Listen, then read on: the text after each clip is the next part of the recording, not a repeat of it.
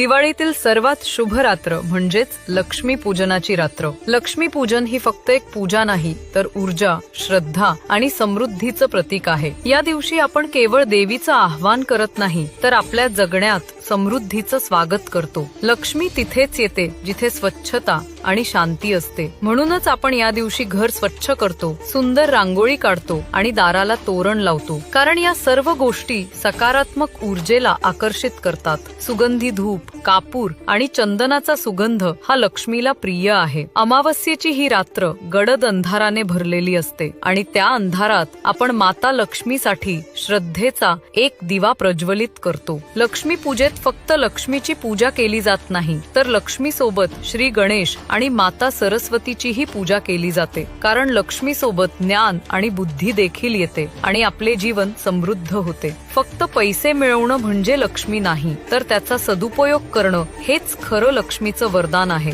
त्या रात्री पुस्तके, नाणी, दागिने आणि पैसे देवीच्या पूजेसमोर ठेवावे. कारण त्या क्षणी विश्वाच्या स्पंदनात धनाकर्षणाची शक्ती प्रखर असते आणि ओम श्रीम महालक्ष्म्यै नमः या मंत्राच्या उच्चाराने ती शक्ती जागृत होते. रात्रभर आपण एक अखंड दीप प्रज्वलित करावा, कारण या दिव्याच्या प्रकाशात लक्ष्मीचा आशीर्वाद निरंतर राहतो. लक्षात ठेवा, लक्ष्मी तिथेच वास करते जिथं मन स्वच्छ, स्वभाव नम्र आणि हृदयात कृतज्ञता असते. या दिवाळीत फक्त पैसा नव्हे, तर शांती, समाधान आणि समृद्धीची खरी लक्ष्मी आपल्या घरी आणूया.